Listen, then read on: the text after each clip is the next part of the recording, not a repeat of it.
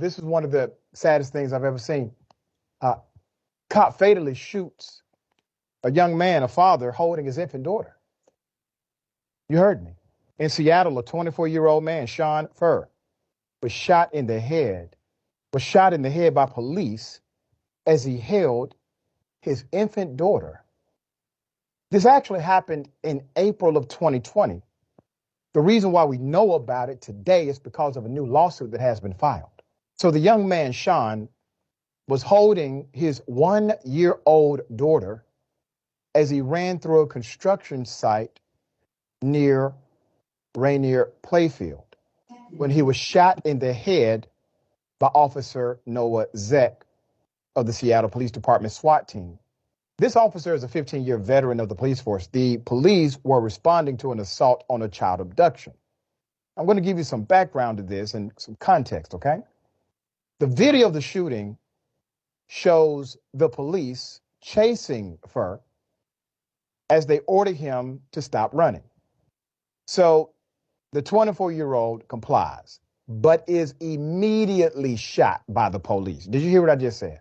He complies, but immediately is shot by the police. The lawsuit also noted that the baby falls to the ground after the officer and another officer approach the 24-year-old father. One officer instructs the other, pick up the 1-year-old. A copy of the lawsuit obtained by Atlanta Black Star noted that Sean Furr obeyed the officer's instructions, was unarmed when he was shot. The lawsuit also noted that this young father had enough time to contemplate his death and the harsh reality that he would never see his father or daughter again after the police shot him. He later died at Harborview Medical Center. Let's put up Carmen Best.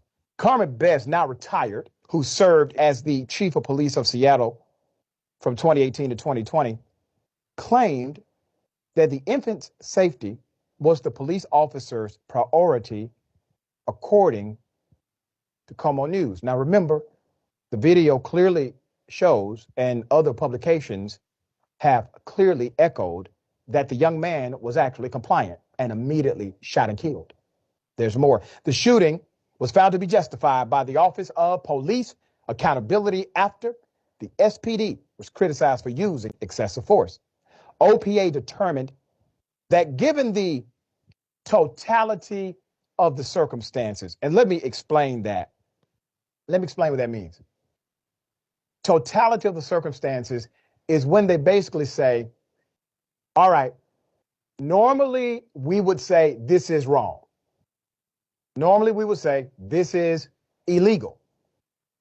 But when we consider the totality of circumstances, let me tell you the circumstance they're considering.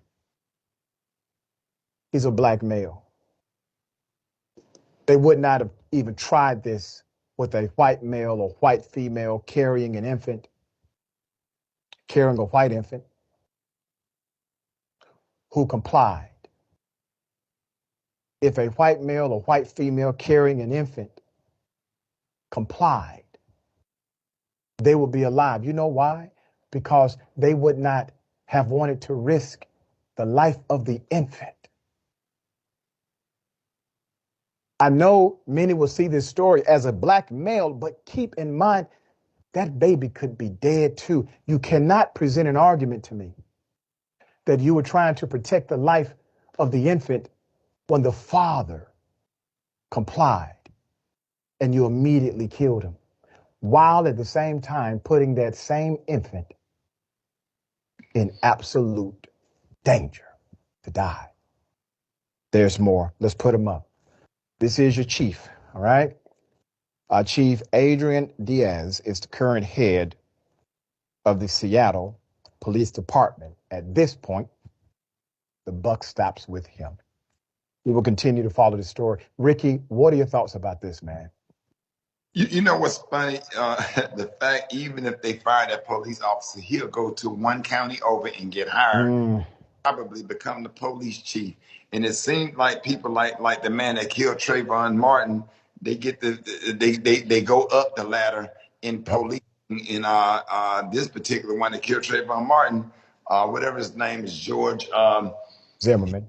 Zimmerman, he ended up going on a book tour, and he go to places like CPAC and Right Wing, and it's almost like there's no accountability. They won't even change the laws, so the police officer himself, the individual, could be held accountable or get sued. It seems like they're protected, and it seems like when it comes to black people, their first option is to